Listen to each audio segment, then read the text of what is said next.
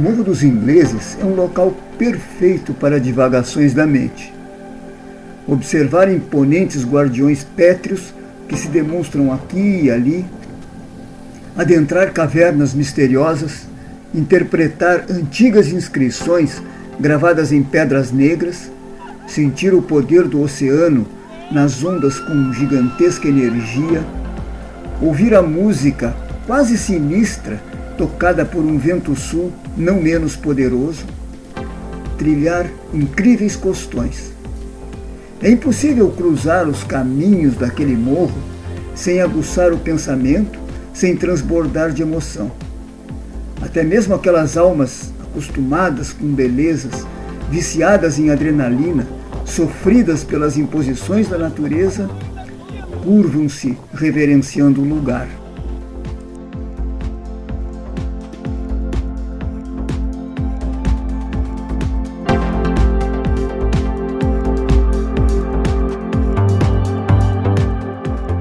Por alguns anos, desde quando cheguei em Florianópolis, fiquei restrito a esta pequena porção de terra ao sul da Praia dos Ingleses. Eventualmente escapando um pouco mais para o norte, no Morro das Feiticeiras, ou sendo levado pelos caminhos do próprio Morro dos Ingleses até a Praia do Santinho e ao Morro das Aranhas. Pela proximidade da minha casa, o local virou meu escritório de viagens, refúgio para meditar, local para praticar esportes. Assim, fui descobrindo coisas interessantes. Quanto mais eu circulava por lá, mais vontade dava de regressar, sair dos caminhos convencionais e procurar coisas sem ao menos saber o que procurava.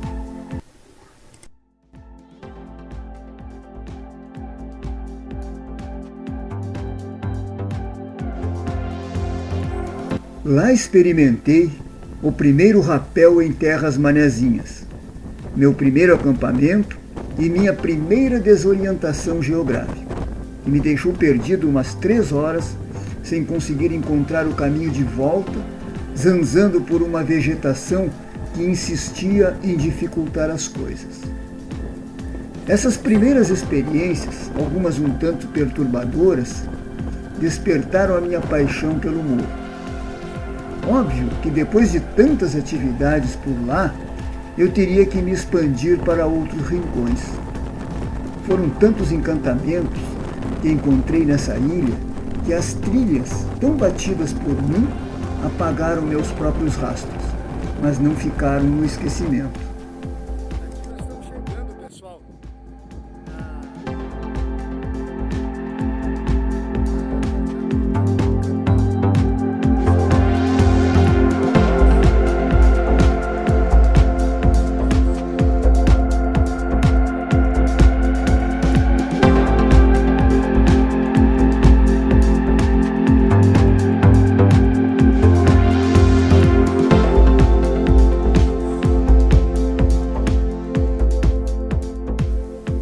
O Morro dos Ingleses é cheio de surpresas.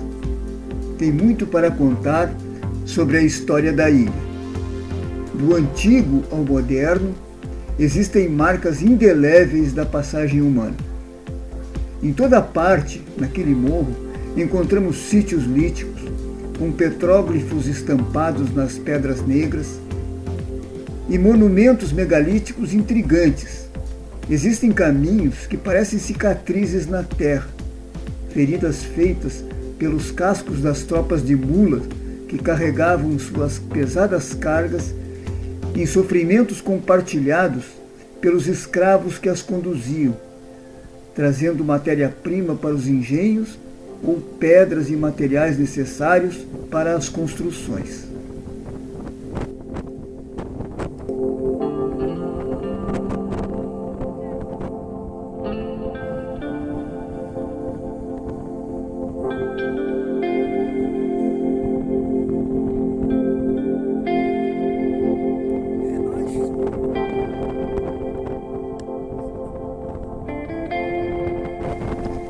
Antes de entrar na trilha do caminho do engenho, nos deparamos com uma importante oficina lítica. As pedras, banhadas pelo mar, são testemunhas silenciosas de que ali, num tempo muito antigo, foram realizados inúmeros trabalhos manuais, a fim de polir ou afiar ferramentas e utensílios.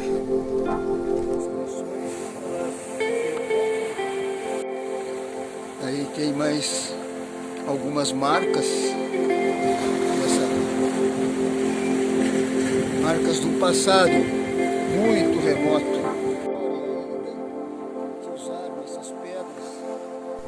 Depois, seguindo a trilha rumo à ponta norte do morro, encontramos marcas mais recentes. Um sítio histórico caracterizado pelas estruturas remanescentes de um antigo engenho de açúcar.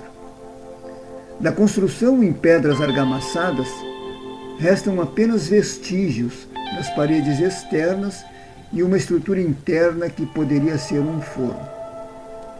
Estes complexos possuíam edificações para a moagem da cana-de-açúcar, locais para transformar o caldo em melado e rapadura, capela, casa para os proprietários e a senzala para os escravizados. Não consegui informações precisas sobre o engenho do Morro dos Ingleses, mas as primeiras mudas de cana-de-açúcar que chegaram no Brasil, vindas de Portugal, aconteceram em meados do século XVI. Os portugueses já possuíam técnicas de plantio, pois cultivavam e fabricavam o produto na Ilha da Madeira e nos Açores. Em 1675, Dias Velho, com filhos, criados e escravos, fundou o povoado de Nossa Senhora do Desterro, atual Florianópolis. Sabe-se também que Dias Velho foi responsável pela captura de um navio com tripulantes ingleses, que acabou dando origem ao nome da praia.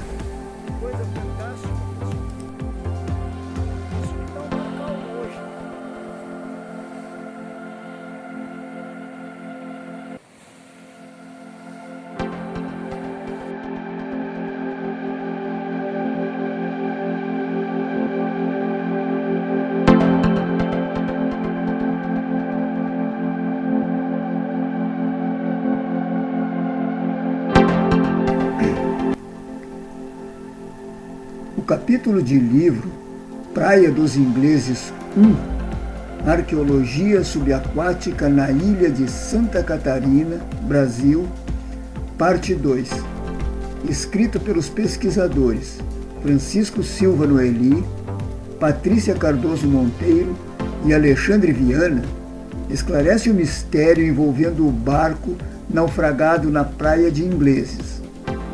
De acordo com os pesquisadores, diversas fontes apontam para, abre aspas, um barco capturado pelos espanhóis, navegando solitário e com apenas 8 ingleses, desgarrado do grupo de Edward Davis em 1686 e pretendia retornar ao Oceano Atlântico.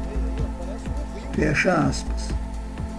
O ponto de partida dos pesquisadores foi o livro Nobiliarquia Paulistana, de Pedro Taques, que citava o pirata Thomas Frins, preso na ilha de Santa Catarina no final de 1687.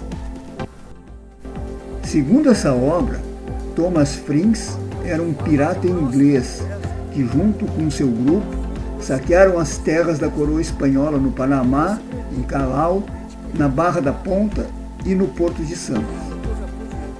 Antes de parar naquela que seria chamada futuramente de Praia dos Ingleses, o barco de Frins se separou da frota nas imediações de Callao. Depois de procurar o restante da frota, Frins e seu grupo guerrearam no Porto de Santos e ficaram destruídos após a batalha, sobrevivendo apenas Frins e mais 7 homens.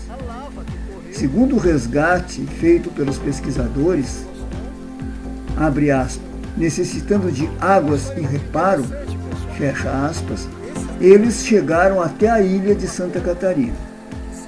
Neste momento, em 1687, foram aprisionados por Francisco Dias Velho, que, abre aspas, inventariou e confiscou a carga, fecha aspas, que os piratas traziam, além de prender a tripulação do navio. E essa é a história da embarcação e dos tripulantes que ajudaram a dar nome para a Praia dos Ingleses.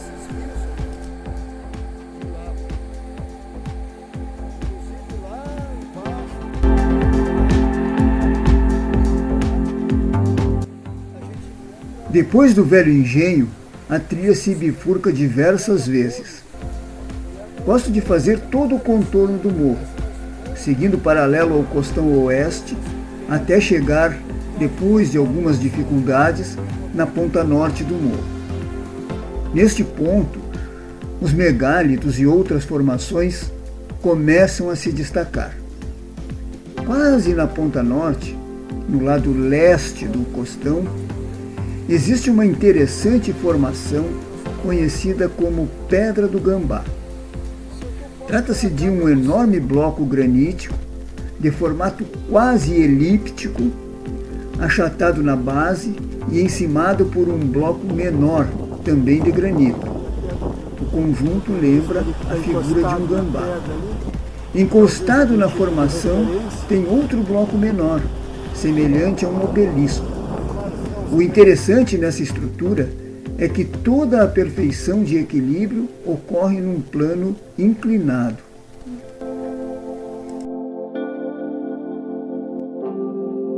Seguindo para o sul, por esse costão íngreme, encontraremos diversas formações.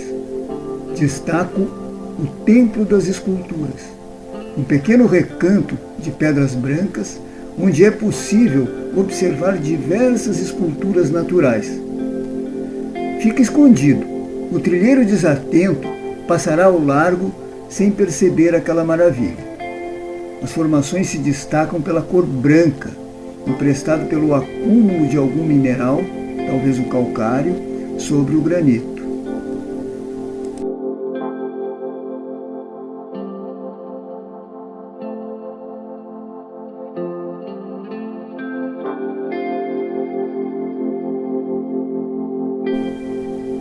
Poucos metros mais adiante tem a Pedra Redonda, outro megálito interessante com sua forma arredondada e repousando também em um plano inclinado.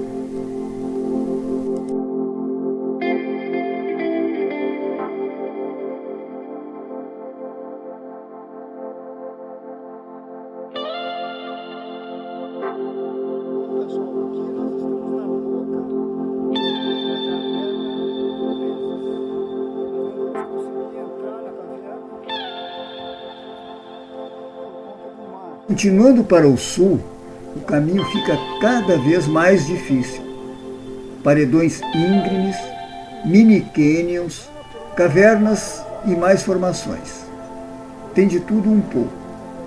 Para facilitar o deslocamento, escala-se, a partir da Pedra Redonda, uma parede íngreme, embora não muito alta, a fim de acessar outra trilha, que corta o morro de oeste para leste a partir de uma bifurcação próxima do engenho citado anteriormente. Essa trilha termina em um local denominado Ponta do Barcelos. Destaca-se ali a Pedra da Guarita, uma impressionante formação granítica com quase 20 metros de altura, constantemente açoitada pelo mar, que propicia uma paisagem vigorosamente rude e bela.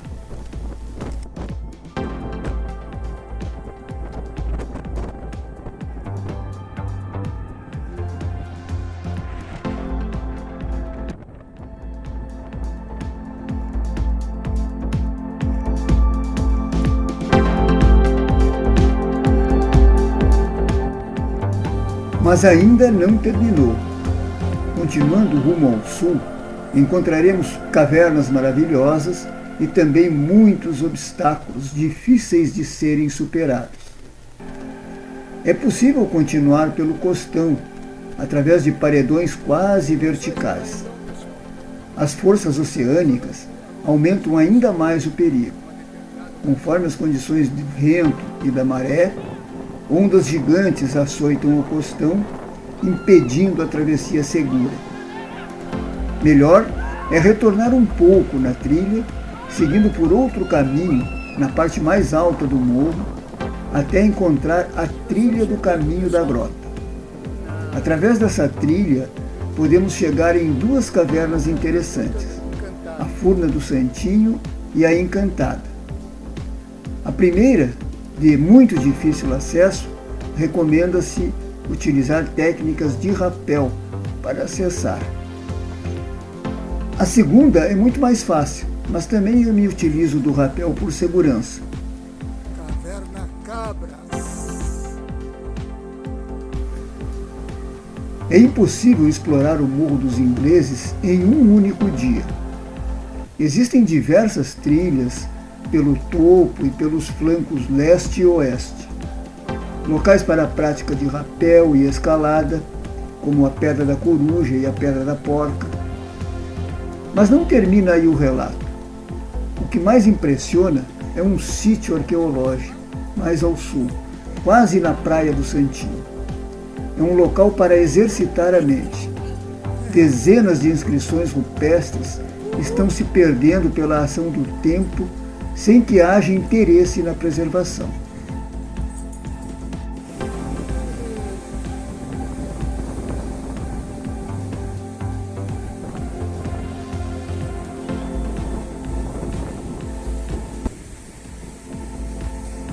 Algumas inscrições formam enormes painéis, alguns em planos bem altos.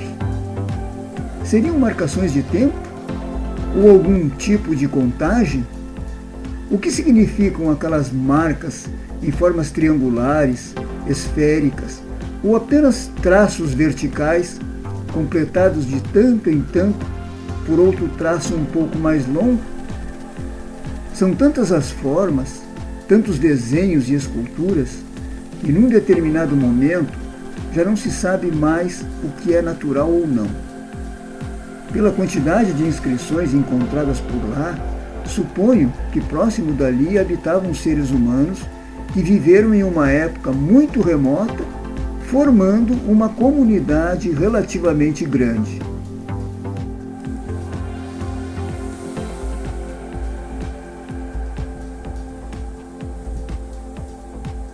A Ilha da Magia é cheia de encantos. O Morro dos Ingleses é apenas uma atração entre dezenas de outras opções. Por onde andarmos, de norte ao sul, do leste a oeste, este pedacinho de terra no meio do mar sempre irá nos surpreender.